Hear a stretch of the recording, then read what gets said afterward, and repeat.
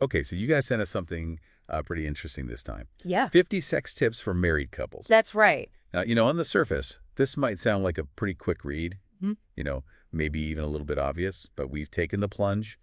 And let me tell you, Mm-hmm. there are some really surprising ideas in here and some really practical nuggets of wisdom.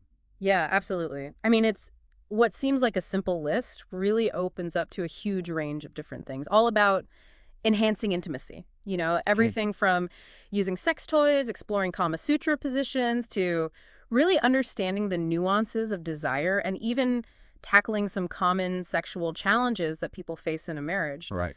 So, yeah, it's quite a comprehensive little manual for marital pleasure. It is. So our mission in this deep dive Mm-hmm. is to pull out that most valuable stuff, the stuff that you can really use, Mm-hmm. maybe even inspire conversation tonight, to boost intimacy and enjoyment in your marriage. Yeah. We're looking for the practical, maybe even the unexpected, but definitely thought-provoking stuff. Yeah, for sure. Okay, so let's jump right into this, starting with naughty accessories and sex toys. I think what's fascinating here is the why behind some of these suggestions. Mm-hmm. So, for instance, the idea of bondage, delicious torture, as they call it, Right, right. it's presented as this opportunity to really explore trust and vulnerability in a safe space. Yeah, It even gets into the specifics of like, okay, what kind of tools should you use? right. Maybe start with some softer options, like cords and satin links, and then maybe graduate to things like latex slips and corsets, maybe even a chastity belt. And I thought the advice on love cuffs was interesting. Oh, yeah. Forget those cold metal ones or the, flimsy plastic ones. Right. They're suggesting going for leather or fur. Hmm. I mean, it makes you think about the sensory experience beyond just the restraint itself. Yeah, absolutely. Prioritizing comfort, maybe even a touch of luxury there. Right. Then there's this idea of exciting your partner from a distance. Oh, So we're cute. talking things like remote-controlled vibrators, geisha balls, which are also known as Benoit balls. Which are for internal stimulation, Yeah. vibrating eggs. Okay. And these are presented not just as toys, but as ways to build anticipation and connection, even when you're not physically together. Yeah. Whether that's at home or maybe even a little subtly out in public, which I think adds a whole element of fun and anticipation. Yeah, a little thrill. Exactly. Okay, so now moving on to a section that is specifically targeted towards men. Mhm. The guide gets into masturbators, and it really categorizes them like artificial vaginas, Mhm. anuses, mouths, Wow. even breasts. Okay. So it seems like a very tailored experience, Yeah. for solo exploration and maybe even allowing a man to understand his own desires in a more intimate way. Right. And of course, we can't forget the ever versatile penis ring. The love ring. Yes, the love ring. And it's not just about achieving a firmer erection or delaying orgasm, Mm-hmm. but they talk about the added sensations for both partners, Ooh, yeah. especially with the vibrating versions. Right. So this is presented as, this small little tool. Yeah, That can really amplify pleasure for both people involved. for sure. All right, so we've kind of explored, the toys side of things. Mm-hmm. Now let's get into something a little more timeless, Okay. but with a twist. Okay. And that is mastering Kama Sutra positions, moving beyond the usual suspects. I love it. What's interesting here is how the source kind of reframes familiar positions and offers specific techniques to really enhance connection. Right. So take the 69, for example. Oh, yeah. This isn't just about simultaneous oral sex, Yeah. but they emphasize synchronization Oh, and really paying attention to your partner's responses, yeah. even in that maybe slightly awkward but very intimate position, Sure. and guiding them with sensual pelvic movements. Huh, interesting. And even the missionary position, which is often considered, very basic, kind of gets a makeover here. Okay. They talk about spreading your legs wide, embracing your partner's buttocks, and even arching your body for what they call delicious brushings. What- So it's about discovering those subtle movements that can really reignite pleasure even in a familiar act. Yeah, for sure. Now with the doggy position, it's all about proper form. Okay. You're supposed to lean on your forearms, not your hands, Right. so that your shoulders are lower than your pelvis. Okay. And apparently this gives your partner a much more stimulating visual angle Okay. and can actually intensify your own orgasm through those pelvic thrusts. Oh, I see. So it's not just about the position itself, but how you actually execute it. Right. Right. Then there's the andromak, The andromak. or inverted missionary, Yeah. which sounds incredibly empowering Okay. because you're the one on top and you're the one in control of the angle, the rhythm, the depth. Wow. And they highlight circular hip movements as really key to maximizing pleasure. Huh. Yeah. So it really puts the emphasis on, one partner actively leading the experience. Interesting. And for those couples who are looking for a change of scenery, Okay. they suggest standing positions against a wall. I mean, the image of, lifting your partner's thigh, which would naturally kind of bend their knee, that definitely creates a vivid picture. Or, the partner facing the wall, bending forward, leaving your hands free to explore. Yeah. So it's all about adding that element of surprise, using your environment. I like it.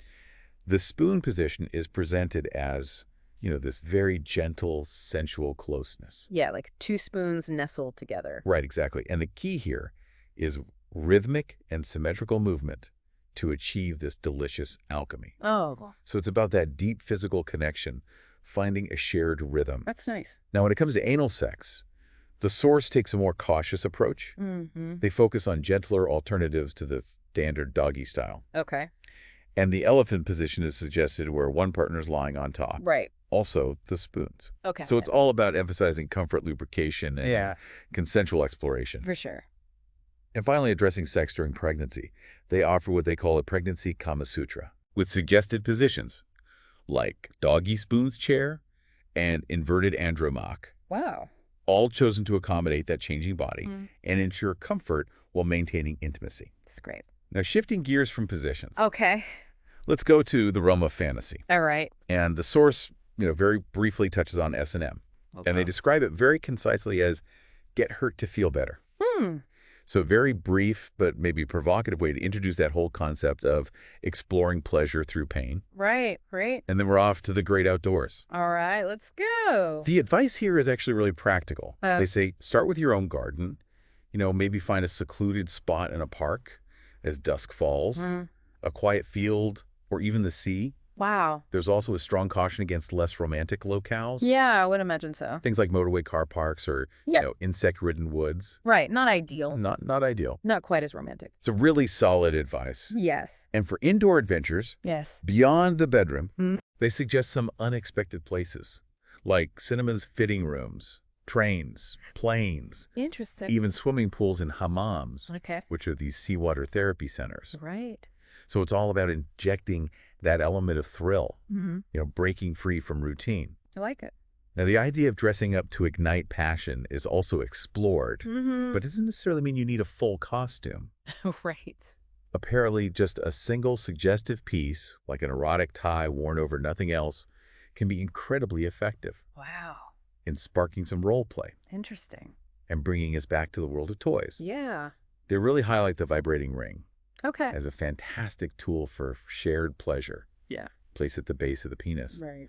enhancing those sensations for both partners during intercourse. So they seem pretty enthusiastic about its potential for, mutual enjoyment. Yeah. All right, so let's move into an area that can be a little bit sensitive for some addressing sexuality problems. We'll start with premature ejaculation and the recommendation of Kegel exercises. Yeah, what's nice here is that they give very specific guidance. They talk about, how long should you hold the contraction for, how long should you release for. Yeah. So they actually say 3-second squeeze followed by a longer 6 or 7 second release, repeated 20 times every hour, every day. Wow. And they even set realistic expectations by saying, you might start to notice a difference after 4 to 8 weeks of consistent practice. Right. So it's not an overnight fix. Right. It takes some dedication. It does. Then they talk about anesthetic gels, Right. often containing xylocaine. Xylocaine. And this works by delaying ejaculation by essentially numbing the area. Right. However, the caveat here is that it can also reduce sensation for both partners. Right, of course. So it's something to keep in mind. Yeah.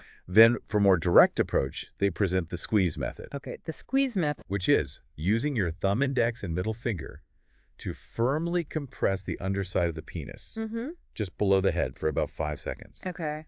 to basically temporarily block that ejaculatory reflex and regain control. Right. They even claim a pretty high success rate, like 9 out of 10 times. Wow. Now, the guide also touches on the volume of pleasure expression Okay. with a gentle reminder that, vocalizing enjoyment is natural and often appreciated. But maybe those extremely loud screams might be a little much for your partner, or for the neighbors for that matter. Right. They suggest maybe more muffled approach, perhaps into a pillow. Right. Then they talk about the importance of breathing for both relaxation and achieving orgasm. And the tip is to try synchronizing your breath with your partner's rhythm.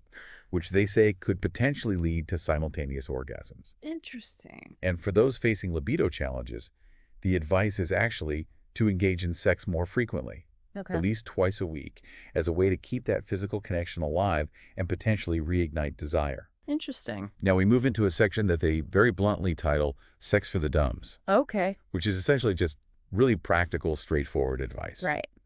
And the first point is this aversion to sex during menstruation. Mm-hmm.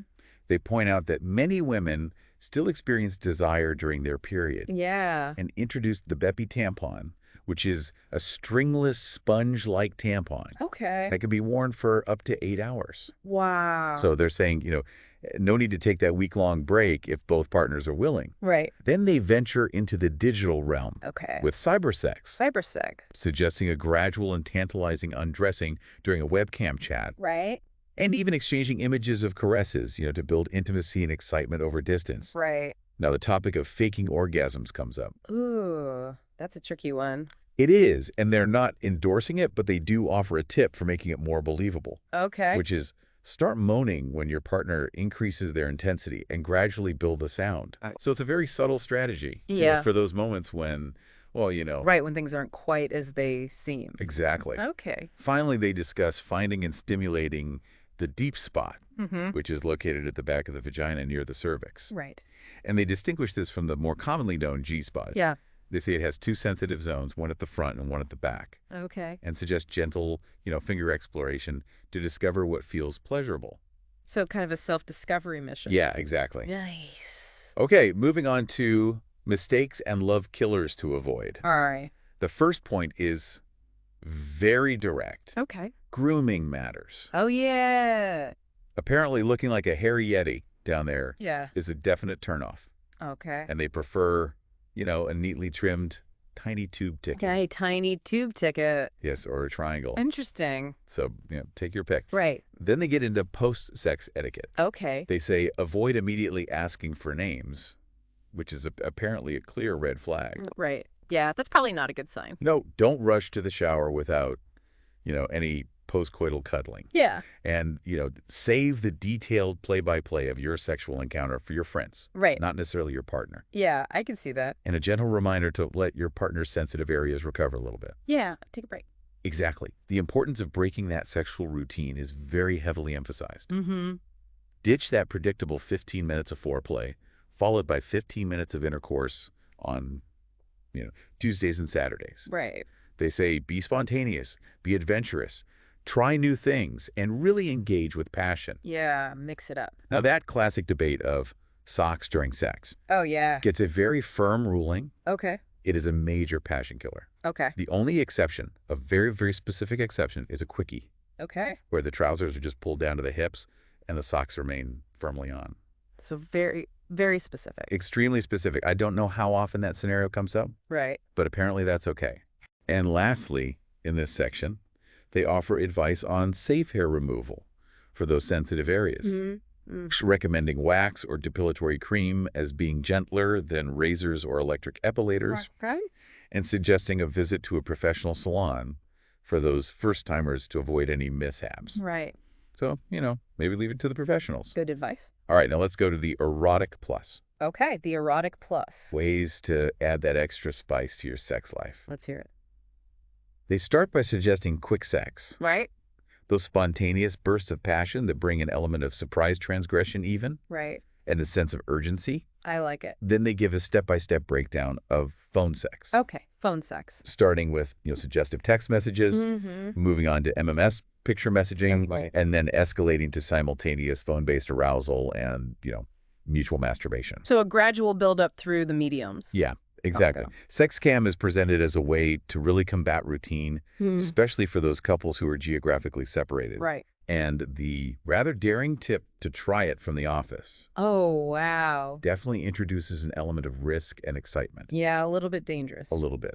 Then the elusive deep spot makes another appearance here. Oh, the deep spot is back. Yes, reinforcing its potential as a source of powerful orgasms Okay. when properly stimulated. Right. Tantrism is introduced as a highly erotic practice Mm-hmm. that can unlock new levels of pleasure. Wow. But there's a caveat. Okay. It requires skill and understanding, Right. And they recommend initiation workshops for couples who are interested in, exploring those techniques and deepening their connection. Interesting. And finally, the allure of elegant and provocative lingerie is highlighted. Ooh la la. Suggesting the very tantalizing effect of, revealing little glimpses in public to build anticipation. I like it. Okay, so let's get to orgasm and pleasure. All right. How to achieve more of both. Yes, please. So simultaneous orgasms are addressed, and the very practical advice for the partner who tends to climax more quickly Right. is to focus on pleasuring their partner first Okay. and then bring themselves back to the point of orgasm. I see. So it's all about timing. Right. Anal sex comes up again. Okay. And the primary recommendation for a positive first experience is just meticulous attention to hygiene. Yeah. And then they give a whole list of often overlooked areas for caresses, beyond the genitals. Okay. Inner thighs perineum, The perineum. which is the area between the genitals and the anus. Great. Ear-biting, gentle breathing on the back, light scratching. Ah. So it's all about expanding that map of erogenous zones Right. for women looking to experience multiple orgasms. The key is identified as strengthening the perineum muscles through consistent contraction and relaxation exercises. So basically those Kegel exercises again. Exactly. Yeah. Giving a vaginal orgasm is described as a holistic experience, Okay. often requiring more than just, penile penetration. And they suggest incorporating, other forms of erotic touch, like breast or lip stimulation. If a vaginal orgasm isn't achieved, then focusing on clitoral stimulation is recommended. Right. Giving a clitoral orgasm is detailed as requiring gentle and focused stimulation, Okay. which can actually lead to a visible, erection of the clitoris. Oh, wow. And a short, sometimes jerky orgasm, which they say can feel similar to a male ejaculation sensations. Huh. Interesting. Okay, moving on to preliminaries and love games. Preliminaries and love games. Setting the mood. I like it. So for striptease tips, All right. they say practice your moves in front of a mirror. Makes sense. Create a sensual ambiance with soft lighting music. Choose alluring lingerie. Ensure smooth skin through proper hair removal. Right. And most importantly, take your time to build arousal gradually. Yeah, don't rush it. Now, oral sex on the anus, The nulingus? yes, is addressed with a strong emphasis on hygiene, Of course. starting with, a thorough shower or bath, followed by gentle caresses of the area, Okay. and then with clear consent and communication, Of course. light and tentative tongue stimulation. Now, the secrets to a truly sensual massage involve creating a warm and comfortable environment, Okay. perhaps with some sexy attire, Yeah. silencing all distractions, Yeah, put the phones away. right? Phones off, maintaining constant physical contact with your hands, Right. and incorporating occasional light touches with your lips or hair Interesting. for added intimacy. I like it. And for those looking for new ways to, manually pleasure their partner, they suggest the pillow technique, The pillow technique. where you fold a pillow in half and you place the penis between those folds Okay. for friction. Interesting. And then manual stimulation between the thighs or breasts, Hmm. with plenty of lubrication, of course. Right. Now, variations on oral sex on the vulva. Cunnilingus. Yes, beyond the standard position. Okay. Include the all fours position, where the receiving partner arches their back while kneeling, and the standing position where one partner places a leg on a chair while the other kneels.